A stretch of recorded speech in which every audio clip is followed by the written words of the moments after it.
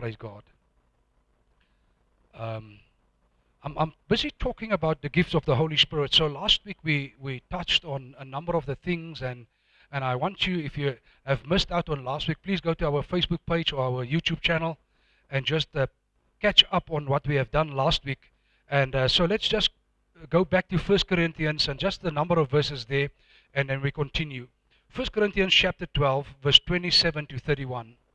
The Bible reads, "Now you are the body of Christ and individually members of it.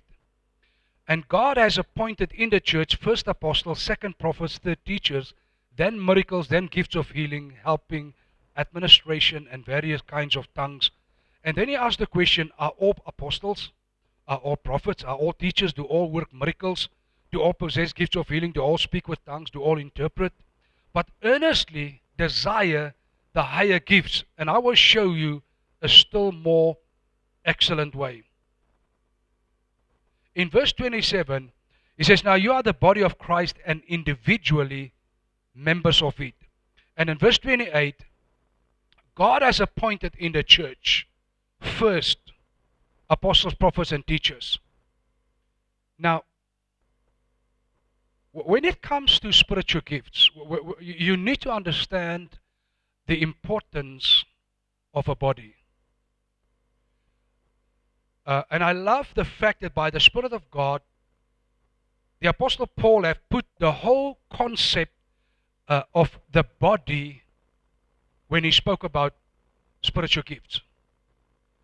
Now, if you look at your own body, there's not one part in your body, any organ, any part in your body that can function normally, the way how God created it from the beginning, without the support and the help of the rest of your body. Amen? If you ask any medical doctor, if they take your liver out, your liver die.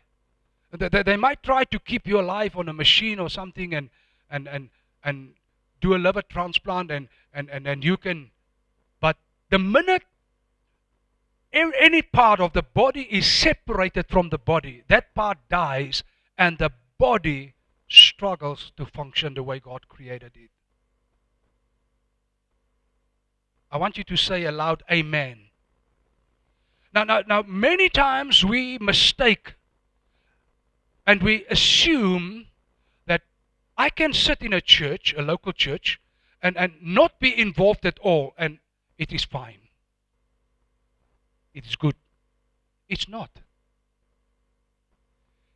That is why it's so important for you and me to seek the face of God and find the local church where God wants you and me to be involved in. Because God, in the bigger picture and the plan of God, He has put you in that body to function as a part, as an organ, as something in that body to make the church function the way God have designed it to function. But the modern time that we live in, too many Christians are sitting in churches and they do nothing. They're just coming for themselves. And so the body of Christ struggle to function. The body of Christ struggle to have an impact, what it's supposed to have in our community, because the body is not functioning as a body. Because some of the parts have mistakenly believed that the body don't need me. And what you don't realize is that the body, even though the body struggle to function, the local church struggle to function, at least the local church is still alive. And you not. Ooh, yes. You're not alive. You are breathing, but you're not alive. How many people did you lead to Christ in the week? How many devils did you cast out? How many people did you pray for in the week? Are you alive? You see, that is the thing. If the minute I'm not functioning intimately and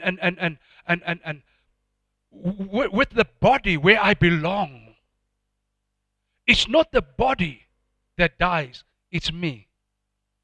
So but you say, I'm still praying and I'm still coming to church. Yes, you are. But is your prayer fervent? Is your prayer full of power? Does your life touch the people around you? And we are talking about spiritual gifts. You see, when it comes to spiritual gifts, the 5 pillars in the body of Christ is membership, maturity, ministry, mission, and magnification. Now, when it comes to the spiritual gifts, you must understand the 2 pillars of ministry and mission is what we are talking about. Ministry is what God have called you to do in the local church. Mission is what God has called you to do outside of the local church. So the minute you become born again, you've been activated by the Holy Spirit and to do something in the body of Christ right here with us. But also to do something outside, in the marketplace, among your colleagues, among your friends, in the streets. If you travel down to any place, that is your mission field. When you go to a shop and you are standing in the line to pay at the cashier, that's your mission field. You can speak to the people around you about Jesus. You can talk to the person in front of you. You can talk to the cashier. That's the mission. That's why I'm saying you are breathing, but many people are dead. Their life has no significance. There's no gifts. There's no flow out of them. Because they are not part of the intimate workings of a local church. The local body where God wants you to be involved in. And where God wants me to be involved in. Amen. And so when I'm connected and I'm functioning and the body start to function, you know what? I'm getting encouraged to do something. And I'm getting encouraged and excited to when we leave the house to tell somebody about Jesus. It's just something that comes natural. It's not difficult. It's not something that you need to, listen, it's not rocket science. The minute you get connected to the local church and you start with ministry in the local church, you are being activated by the Spirit of God to do mission outside. And it's just a natural thing. Thank you. At least somebody say amen. And I thought it would not be my wife. Thank you, Mama.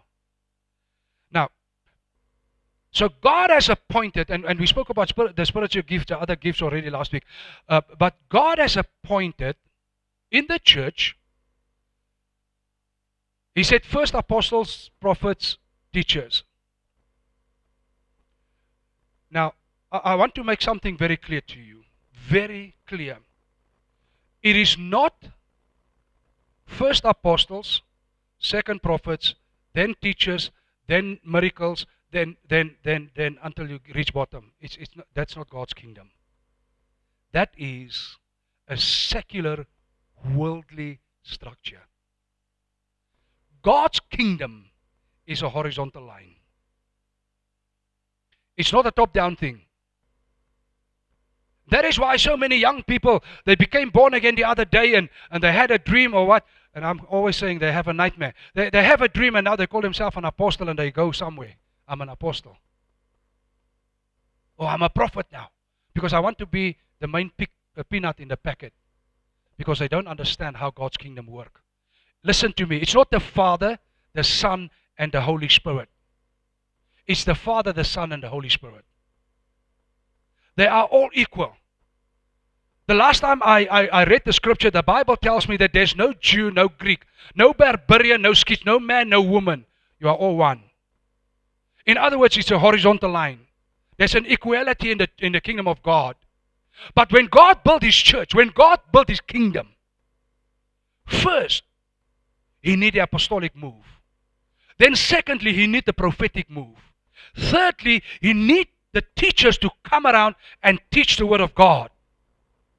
Because that's the foundation. That's the strength of the church. That's the strength of the body of Christ. It's not because of the title. It's because of the function that the person is carrying. Thank you. So it's not about the title.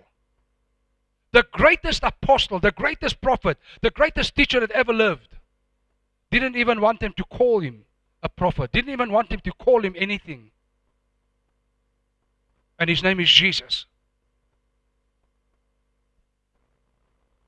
The title is not important. God is not building his kingdom on titles. God is building his kingdom on the word of God that comes with the apostolic, the prophetic move, and the teachers teaching the word of God.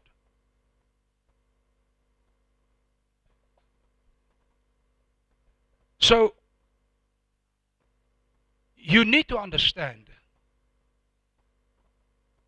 my advice to anyone, if you're sitting with us, if you're following us, and you're not already a member in a local church, you're not connected intimately to a local church, find a church, not necessarily with titles, but where the foundation is proper and where they stand on the word of God.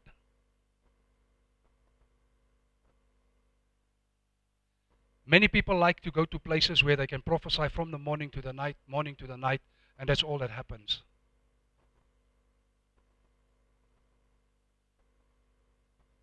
Where's the word of God? Amen?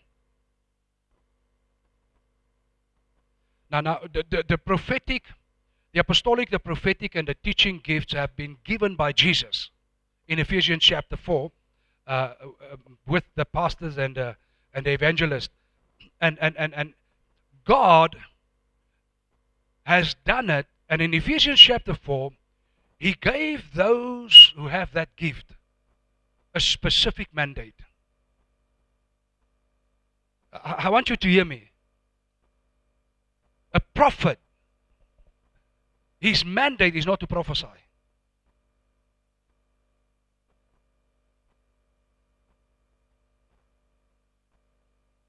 People with a prophetic gift are prophesying. And they like to call themselves prophets. But a person with a prophetic gift, the prophetic gift from Jesus, Ephesians 4, has a mandate to equip and edify the saints for ministry. That's the mandate. They do prophesy. They do speak things. They do reveal things. But that's not what they do from morning to night. From morning to night, what they do is to equip the saints to go and do the ministry. That's how you know the difference between someone who is a prophet and someone who has the gift. The person with the gift wants to show everybody, I can do something. A prophet knows who they are. They don't need to speak prophecies over people's lives to prove themselves to be a prophet. Because the mandate they have received is to equip and edify and mature Christians to do the ministry and the mission God has called them to do. That is what a true prophet is doing. But the ones with the gift, they like to make noise and sound, and everybody must know, everybody must know, everybody must know. And there's nothing wrong with prophesying. The other day, somebody asked me, he said, what is wrong with you? You also believe in prophesying, and I've seen you prophesying to people, but why are you forever speaking about the... I said, no, you don't know what I'm saying. I'm not speaking against prophets. I'm speaking against my enemy. The false prophets. Those are the one I'm speaking against. The false apostles. Those ones am I speaking against. So if you're not one of them, don't put on the shoe, brother. But if you're one, that's why you hate me. And the guy's quiet. He said, please, let's not make a mistake. I'm not against prophets. I'm not against apostles. I'm not against pastors. I'm against false pastors. I'm not against teachers. I'm against false teachers. Amen? Praise God. So the apostolic and the prophetic gift are leadership gifts in the body of Christ. So the true apostles and the true prophets, they lead with the servant leadership style of Christ. They are humble people with authority. You see, a true apostle and a true prophet will never walk with a trumpet in front of them. Poo, poo, poo, poo, poo, poo, poo, poo. The apostle has arrived. Never. Never. They are humble people. But when they speak, you know, this is a person that is now speaking from heaven. Amen? They are humble. They carry the authority. They carry a mandate. And they are busy with the work that God called them to do. They are not in show business. They lead people into the full measure and stature of the Christ. It is not a top-down thing. It's a horizontal thing. God built His church. He needs first and foremost the apostolic, the prophetic, and the teaching to come in. Then can come now the miracles and the healings and the administration and the helps and the various kinds of ministries that are flowing out by the Spirit of God and the gifts of the Holy Spirit to flow out to make the body function properly. But it cannot start and it cannot function without the leadership gifts and the teaching gift. At one time, another church invited me many years ago, and I need to come and preach. And I said, yes, I'm coming.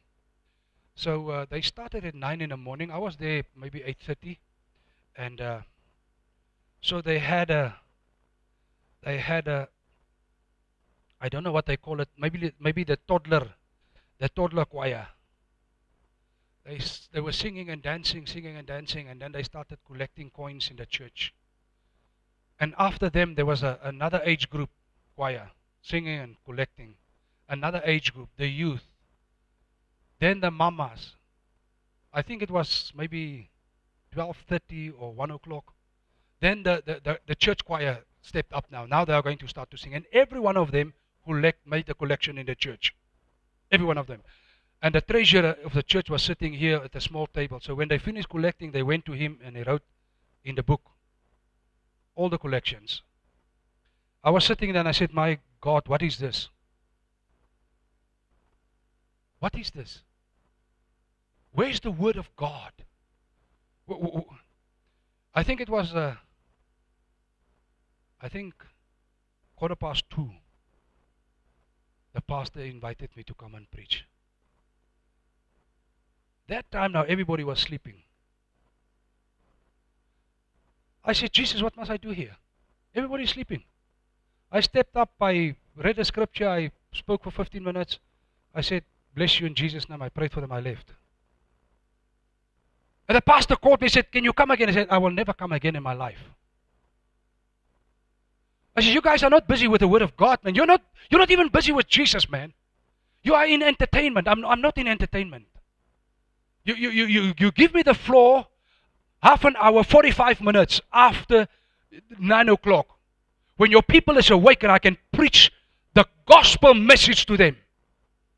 But you don't give me a crowd that's asleep 2 o'clock in the afternoon, hungry, stomach pains and crying to go home and go and eat. I said, I'm not interested. I'm not interested. I'm not interested. And the man was offended. I said, oh, I hope you are offended. So I know what you are doing. You have no word from God. You don't know what to preach. You know what to teach your people. Nothing. So you wait until they sleep. And then you can read anything and you can say anything because the people are sleeping. Nobody knows what you are doing. And after that you tell them, go home. Pray for them and go home. It's in that same church when we had a revival service one Saturday evening there. My wife was with me and 4 of our youth. And I was so tired of the place. You know, sometimes you get so tired. Showing up there's none of the church leaders. We had to carry the chairs out into a tent because I pitched the tent there. I come again. And there were around 27 people that night. And I was preaching a gospel. And I said in my heart, I'm not going to pray for a single person. I'm not going to do anything. I'm going to preach. I'm going to end. I'm going to pray a prayer, and I'm going to leave the place. Now I'm preaching. Now the Holy Spirit said, I'm going to fall on all those people. I said, I don't know what you're going to do, but I'm not going to be here. He said, I'm going to fall on all of them. I said, I'm not here. I'm leaving. When I'm done, I'm leaving.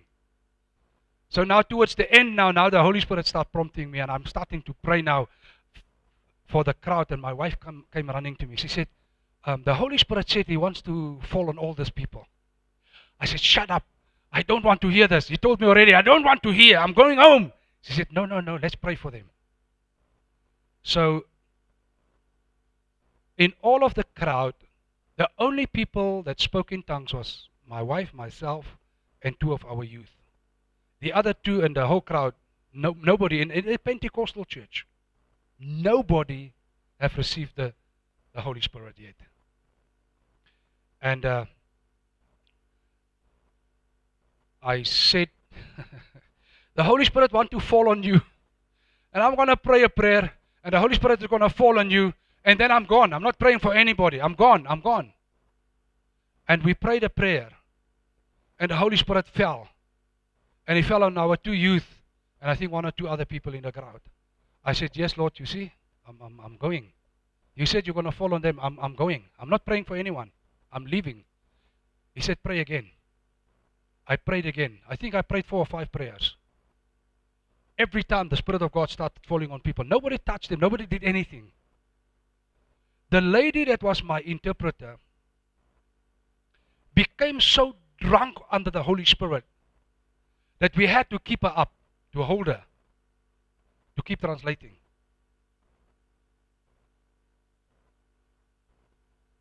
Now, when I started to look over the crowd, I started to realize, oh, they are the leaders of the church. The Spirit of God started falling on them. A Pentecostal church, and the leaders of the church were not even baptized in the Holy Spirit and fire. I don't even know where the pastor came from. Because as we were like the 4th, this is now 15, 20 minutes praying, and the Spirit of God is falling on them. And the Spirit of God is falling on them, and people get delivered, and people burst out in heavenly languages. And when I busy one time, there's the pastor right next to me. He's shocked. He's never seen anything like that in his whole life. Spirit of God fall into the place. Now, you see, God wants to give you the Holy Spirit for His purpose. He gives you the gifts because of Him, not because of you. He gives you the gifts because of the people around you. And that's why I will always speak out against someone with a prophetic gift and charging people money to prophesy to them.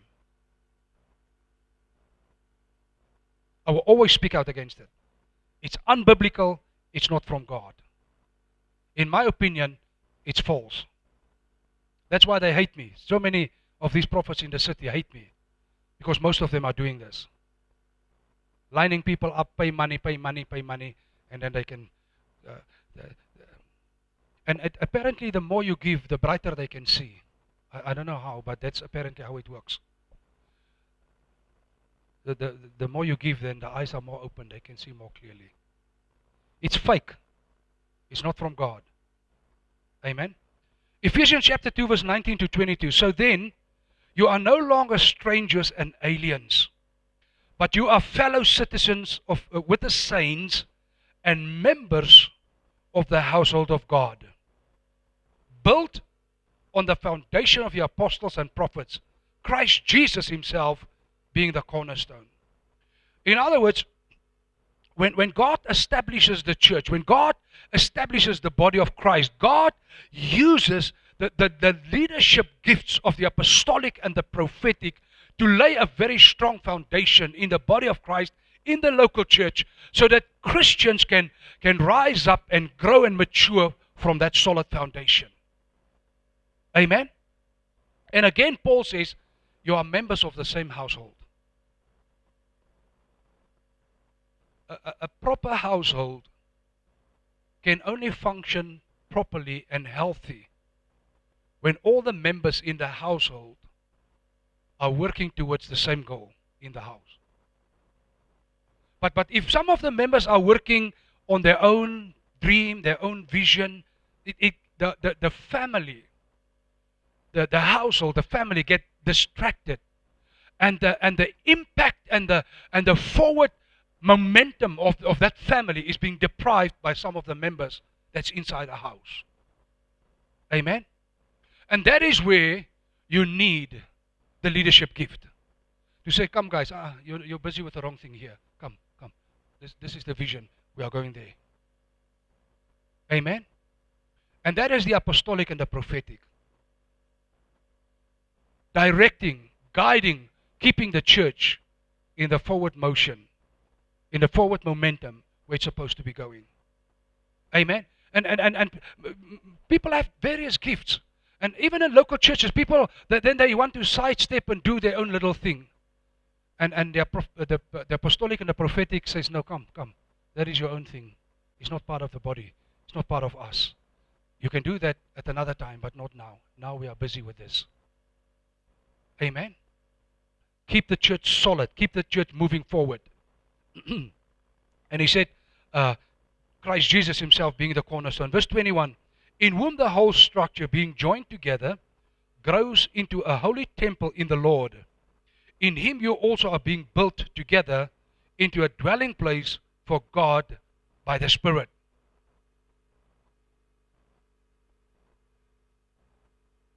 In Corinthians, Paul speaks about us being a body. Here he speaks about us being a building. A building. Now you can imagine, those of you who have ever built anything, you need a very strong foundation.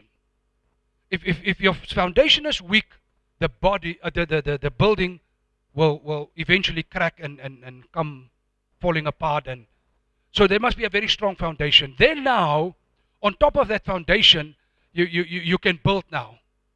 And if you want to build a very strong building, you can see there on that wall that the bricks are connected with mortar and joined together. It's not individual bricks standing alone. There's mortar, there's cement holding them together.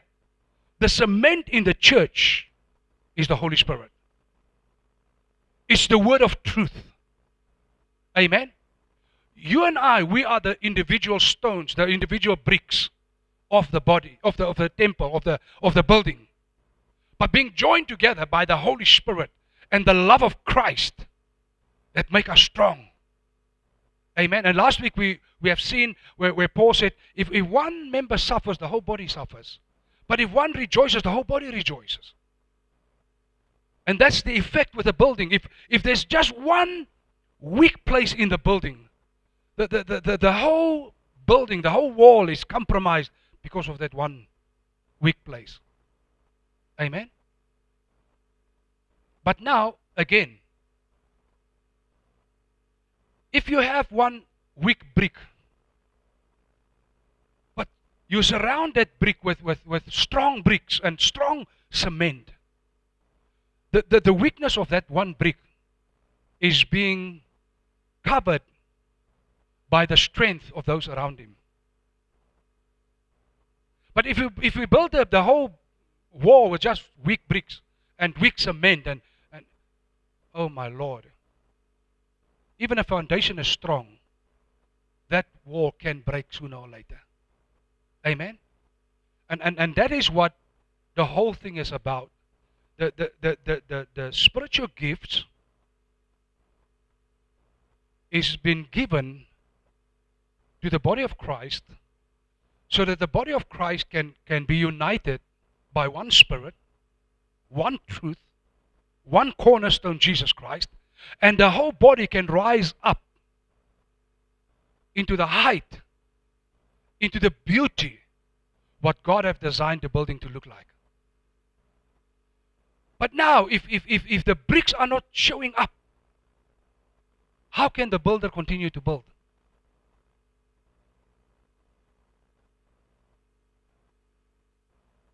The greatest frustration that a builder has is when the loose hands that are helping him are not handing him the mortar and the bricks quick enough. That break the spirit of a builder.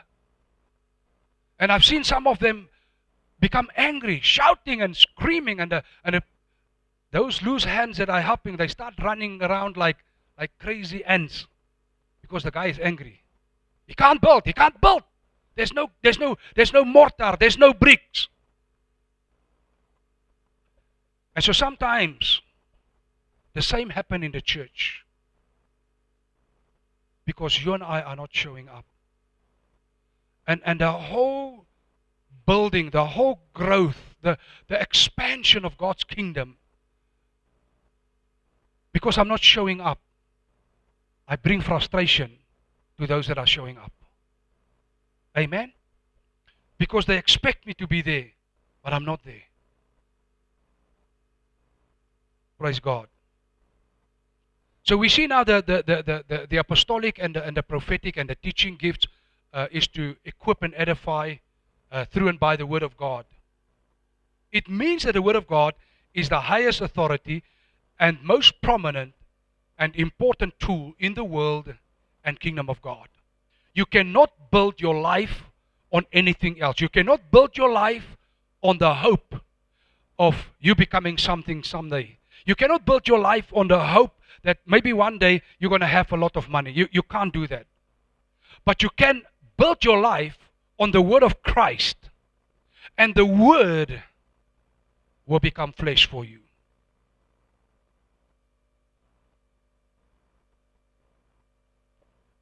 You see, the Bible says that the Word of God is powerful. It's like a two-edged sword. When you start to build your life on the Word of God, the Word works both ways, in the spiritual realm and in the physical realm. And it's only the Word of God that can bring forth what God has in heaven for you and me to manifest it in the earth. Now, and this is now where you need to understand because of God, not all of us have the same gifts. And because I don't have the gift that you have, for me to grow spiritually into the person that God wants me to be, I need your gift.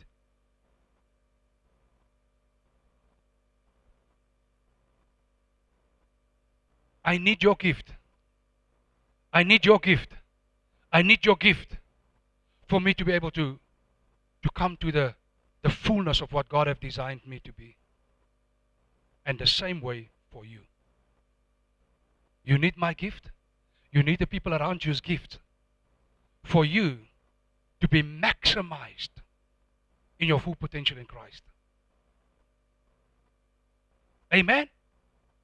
So that is one of the reasons why many Christians are not growing spiritually. Because they think they don't need anyone.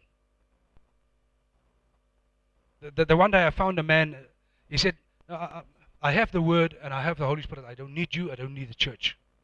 I said, oh, you are completely deceived. You're completely deceived.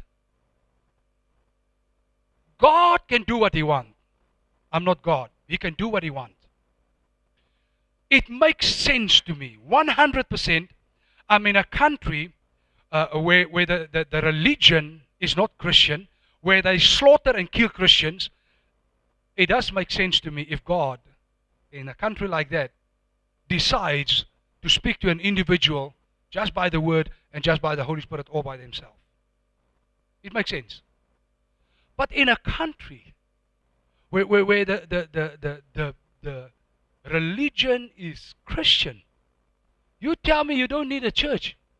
I'm telling you, you are way beyond deception. You are walking with the devil hand in hand. Amen? Because God has designed the church to function like a body or like a building. You need me. I need you. Amen? We need one another. We need one another. And it's not that because my gift might seem more prominent that I'm more important. And that's the mistake we make. Because some of us, we have gifts like they don't function openly and publicly in the church. And so nobody see me. Nobody knows what I'm doing. But I'm serving. But God sees you. And God blesses you. Even though we don't see you. Amen? And that's the problem in the church. So now I'm having a gift that's not prominent. I'm not a preacher. I'm not a teacher of the word. I'm not an apostle. I'm not an evangelist. My gift is just to help behind the scenes. And so nobody knows about me, so I'm not available. So I'm depriving the church to be who they're supposed to be because nobody sees my gift. Nobody knows what I'm doing. I'm not in front there. Nobody ever. That is exactly what Paul explains about the body. And he said, the parts that has seemingly less glory, we cover them with more. He said, and that's exactly what God is doing. You don't have to fear that people will not take note about you. The one who have called you, who have fearfully and wonderfully formed you in the mother's womb, who have called you from the mother's womb, is the one who have given you the gift, the character, the personality, the skills, the abilities, the talents that He gave you and He gave me. Because He has a bigger picture than I have. He just called you and me to come and serve. That's it. He knows. He knows what He's going to do. On one such occasion, there was a man of God who was invited. It was a very well-known man of God. He was invited to a very big church to come and preach. And so he came early and he walked into the auditorium. And he came walking down, and there was a janitor. A janitor is a cleaner with a vacuum cleaner on the altar, busy vacuuming. And the pastor came in, and almost to the front, he was thinking, I can sit somewhere and just start to pray and prepare my heart and get myself ready for the service tonight. And as he approaches, he said the janitor did not even look up. The person switched off the machine. He took a chair, put it on the altar here, and he just said loud, if you want to be free, come and sit here. And the person started the vacuum cleaner and vacuumed. And the pastor came walking down the aisle, and he's looking around now. The man spoke to someone, but who? There's no one in the church. And the Holy Spirit said, I have an appointment with you. Go and sit. Oh. The pastor went up. He sat down in the chair. The janitor is vacuuming, switching the machine off. He walked to the pastor. He said, I set you free in Jesus' name. He walked and started the machine cleaning.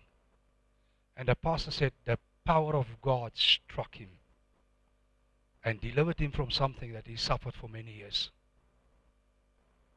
A no name.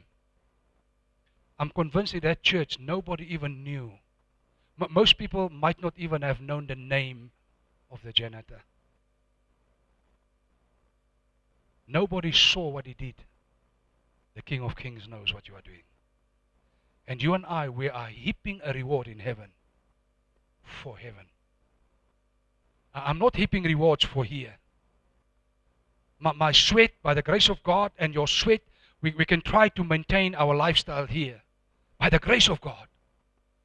But the reward for there, you need to build it here. You need to do it here.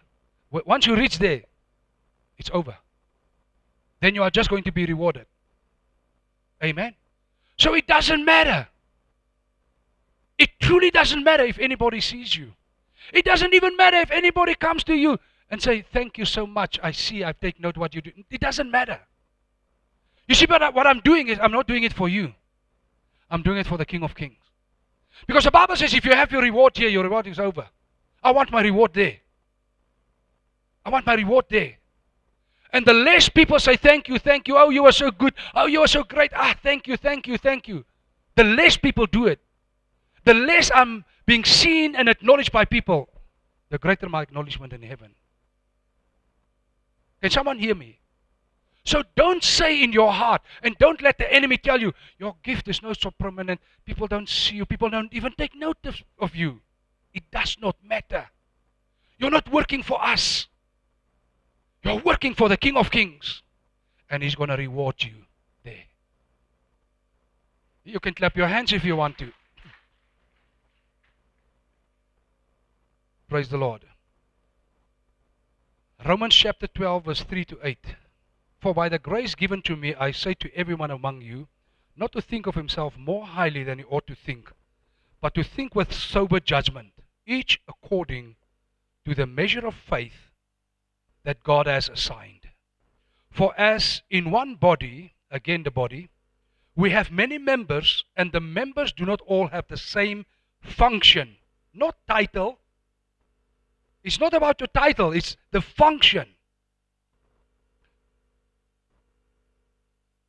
Verse 5, so we, though many, are one body in Christ and individually members of one another, having gifts that differ according to the grace given to us. Let us use them.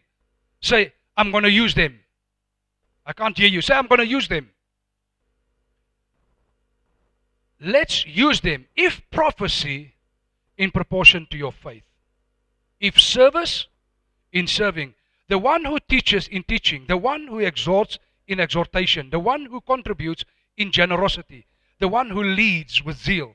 The one who does acts of mercy, with cheerfulness. Don't think of yourself more importantly than what you ought to. What does that mean? Let's say, for instance, because people like the prophetic gift. Let's say, for instance, I'm having the prophetic gift, and quickly I start to realize, wait, in this church, I'm the main guy. I'm the main guy.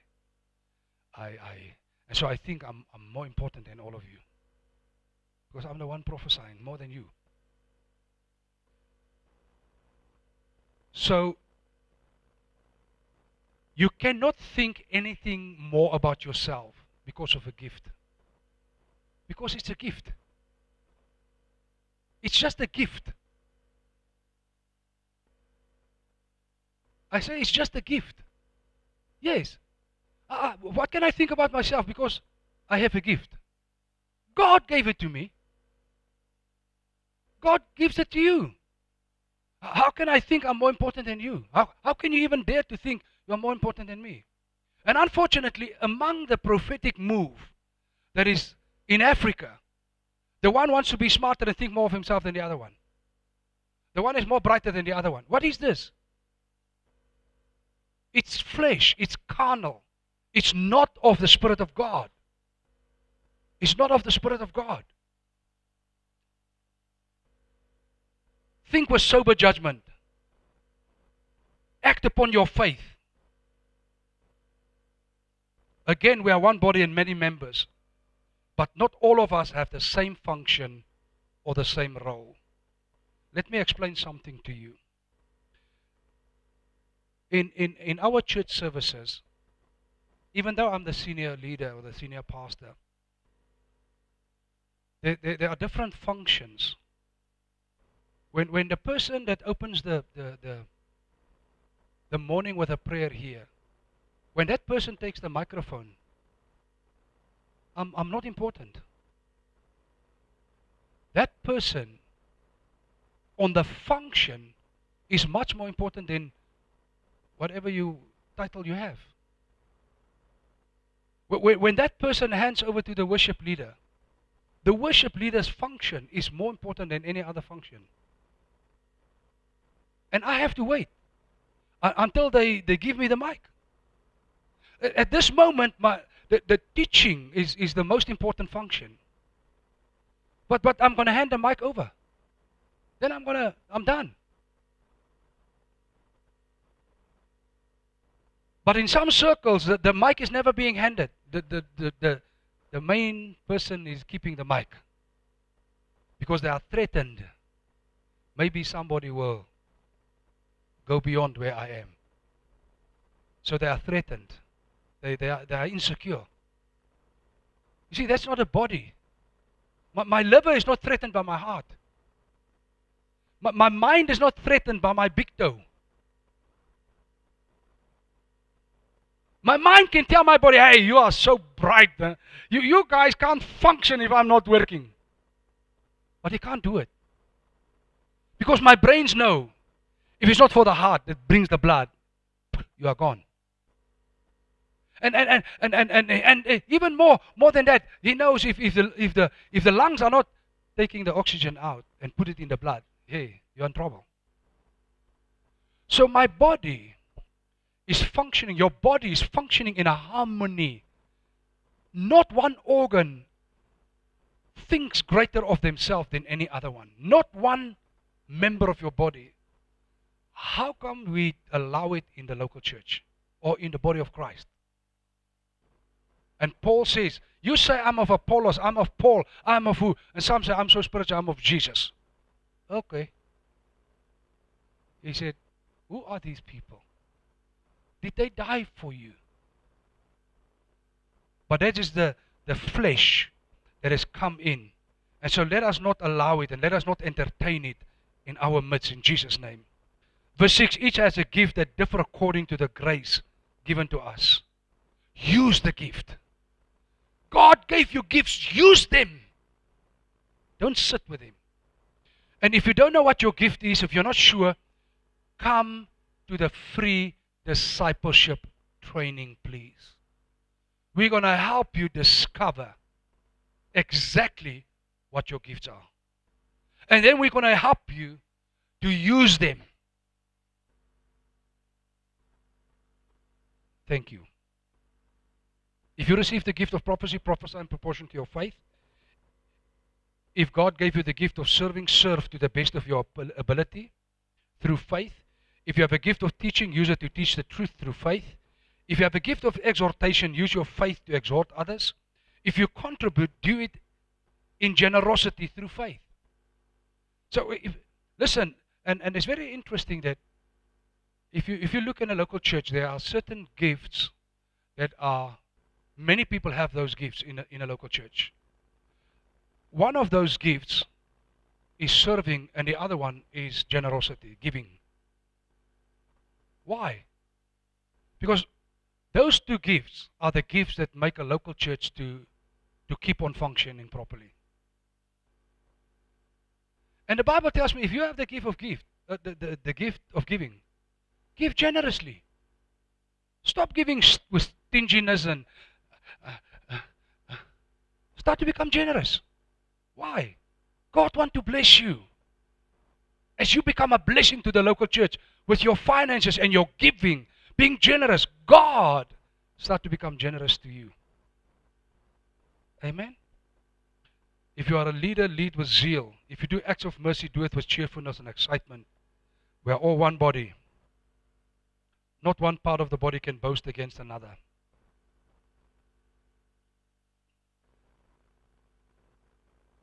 If you go to 1 Corinthians chapter 13, verse 1 to 3. If I speak in a tongue of men and of angels, but have not love, I'm a noisy gong or a clanging cymbal. And if I have prophetic powers and understand all mysteries and all knowledge, and if I have all faith, so as to remove mountains, but I have not love, I'm nothing. If I give away all I have, and if I deliver up my body to be burned, but I have not love, I gain nothing. Love should be the motivation of our serving. Love should be the motivation of our using our gifts for the glory of Christ. It's interesting that Paul says if you If you have all the prophetic powers, but you can't prophesy in love, you're just noise. It's worthless. Now I'm asking myself, one of these false prophets went to a village, and the tate and the auntie came to receive a prophecy, and they brought $200. The man looked at the 200, said, the 200 is not enough, you need to bring more. The auntie ran back to the village, weeping and crying from people. Borrow, borrow, borrow. She borrowed another 200. She came with the 200, gave it to the false prophet. He took the 400. He allowed them in. He looked at them and said, oh, nah. Hey, nah. If I'm going to prophesy, your whole family will fall apart. I can't prophesy you what I see. And there's no money back. He chased them. They left with $400 there to the Satan who stole it. And he said, I can't prophesy. Wicked. Is that love? Is that how love functions? If the love that I have for my wife, if that love only functions with money, you can question it. Can someone hear me? So if I'm a prophet and you must come and pay me because I love you so much, I'm going to prophesy, but just according to your portion. Just put your portion there and I love you so much, I'm going to prophesy. Is the two things compatible? It's not compatible. It's not compatible. It's not compatible. My wife and I, we went and assisted another church, and they invited us to help them with a conference. We went and we preached, we did the worship, we did everything. And on our expense. And so by the time we left this Sunday, my wife said, have they appreciated you with a small envelope or anything? I said, no. So okay. We came home. Then Monday, Tuesday, she said, have they called you to say thank you? I said, no. Have they asked the bank details? No. No. I think it was the week later what I decided maybe I should call and ask them if we did a great job. At least, you know. Are they satisfied with the ministry we did?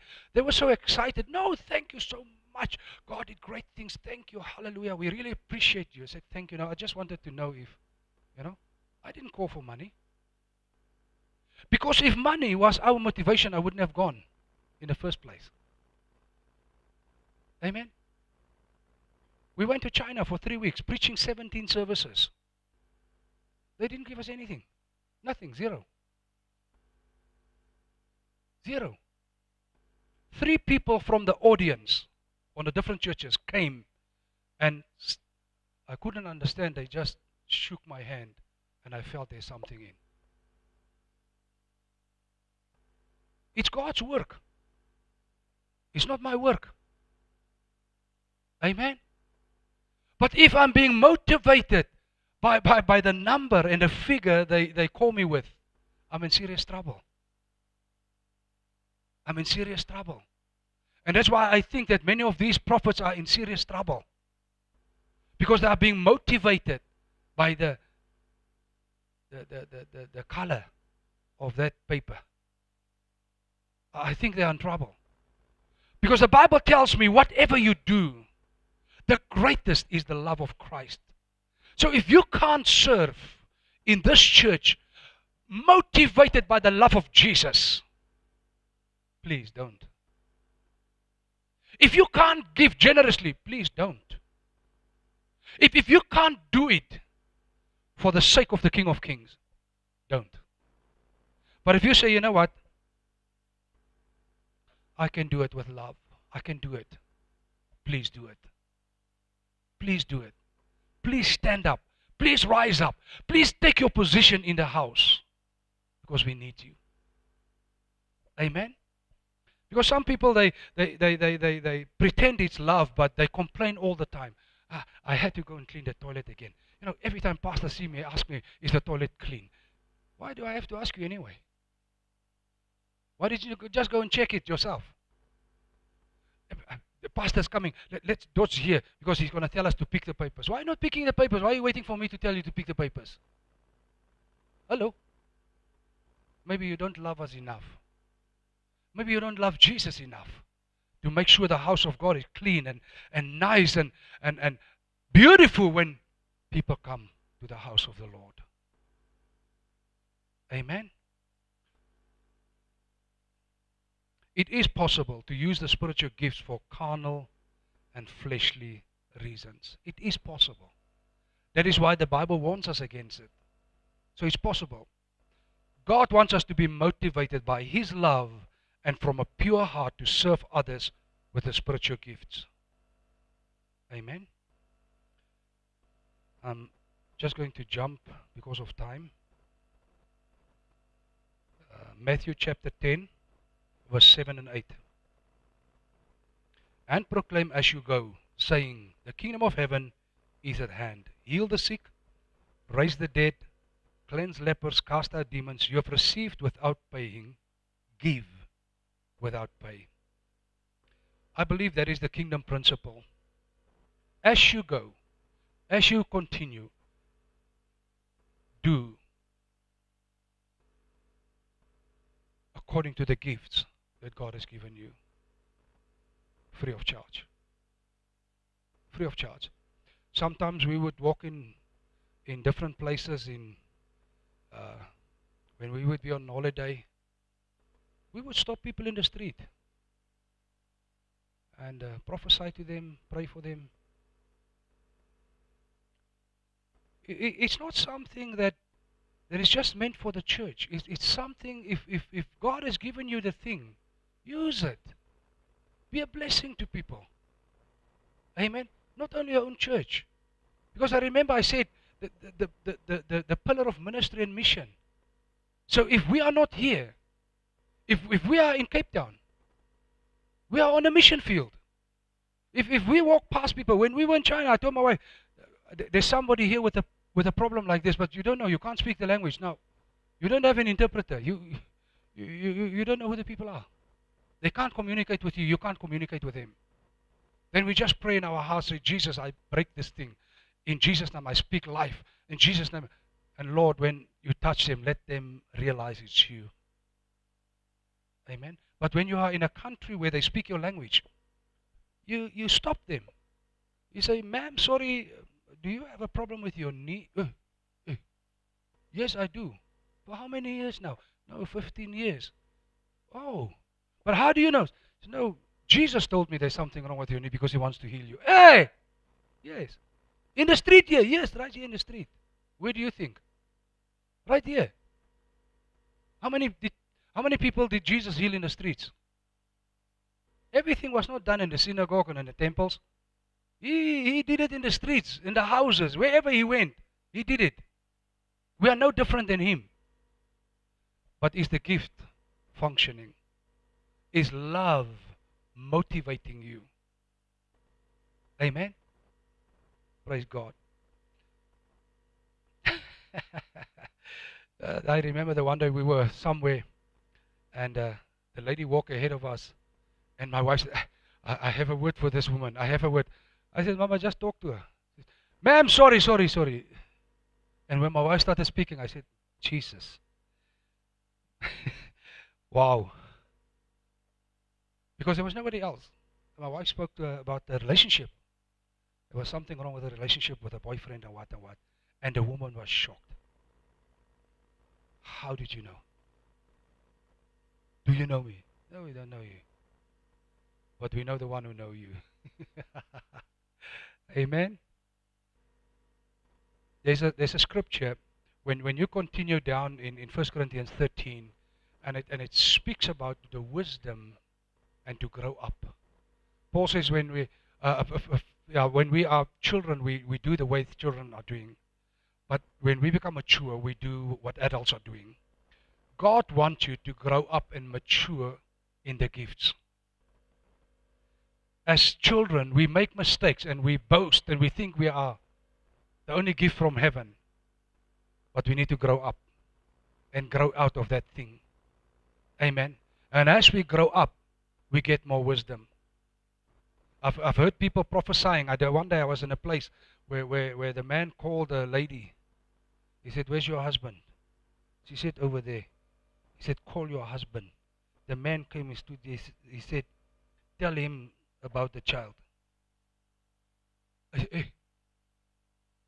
Now you can see the woman is completely shocked. And the man started looking at his wife. He said, "Tell him that the child is not his, it's from another man." I said, "My God, what is this?" And the woman had to tell her husband, "Listen, the child is not yours, it's someone else's child." And the man is raising the child like his own. I said, "God, what is this? Where's the wisdom? Where's the wisdom?" You know, you need to mature. That's why you need us. That's why we need you. Amen. There's a mature way how you use your gifts. But now you never use it. Now you are still a child, and when you start to use it, you're going to make mistakes. But if you have a good church, a loving and caring church, we can help you and we can support you and we can teach you. But the truth is, people left this church when I helped them, when they used the gifts wrong. They left. Ooh.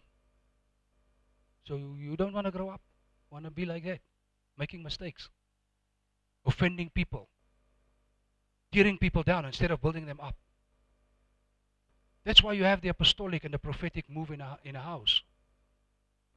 Leadership that can help you to become the saint who God wants you to be. To be the minister of the gospel of Jesus who God intends you to be. You can't do it on your own. You need us, and we need you. In Jesus' name. Amen. Let us all stand up. Let us give the Lord a nice applause and say thank you, Jesus. Hallelujah. For those of you that are new, I have something that I call points to ponder. I'm going to pose a few questions, and I want you to apply your heart and your mind to what you heard this morning. The first question is that, what motivates you when it comes to Christianity? What motivates you? Is it the love of Jesus? Is there a beautiful young man in the church? Or is there a beautiful young girl in the church, that's why you are coming? What motivates you? Is it just religion? Is the right thing to do on a Sunday morning? I need to be in a church. What motivates you? Is it love or is it what? Second, are you functioning as part of a body or independently? Are you functioning as part of a body or independently? It was yesterday, the day before yesterday. We had time to spend time with the family, and I told the man, I said, "Listen, I don't know how you can live as a Christian without being in a local church. I'm sorry. Find yourself a good church.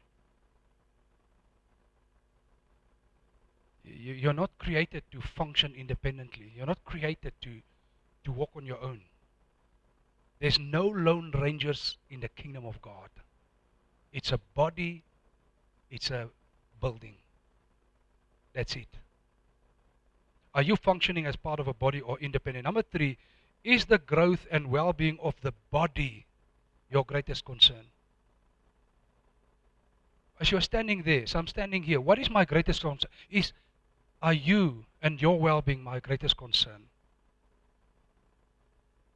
What is your greatest concern in this church? Is it the people around you? Or is it only me, myself, and I? I'm here because I want to grow spiritually. I'm here because of me. I'm here because of me. What is your concern? Is it the other people? Number 4, would you say that you have matured in using the spiritual gifts? If you look at yourself and how you function in this church and in the ministry that God has called you to fulfill in this church, and the mission you are fulfilling outside of the church, would you say that you are using the gifts maturely? Or are you not even using them? Number one, what motivates you when it comes to Christianity? Number two, are you functioning as part of a body or independently? Number three, is the growth and well-being of the body your greatest concern? And number four, would you say that you have matured in using the spiritual gifts? Music is going to play. I want you to just stand with the Lord and pray and speak to God, please. All that I want is your touch, my faith. Father, we thank you so much for your awesome word. Holy Spirit, thank you that you have broken all these concepts and principles open to us, Lord. I cannot function on my own. I belong to a body. I belong to a building. And my concern should be the rest of the building. It should be the rest of the body. And I should be motivated with a pure heart, with the love of Christ, functioning and serving and for the well-being of those around us. Lord, thank you. Help us. Help us to mature. Help us to grow up. Help us to use the gifts you have given us, Lord, to the proportion and the measure that you have given to us. Lord, I pray that this church, this local body, will start to function more efficiently, more properly, because of the gifts, the talents and the skills, the abilities that you have given us. In Jesus' mighty name. Help us, Lord. Amen. Amen.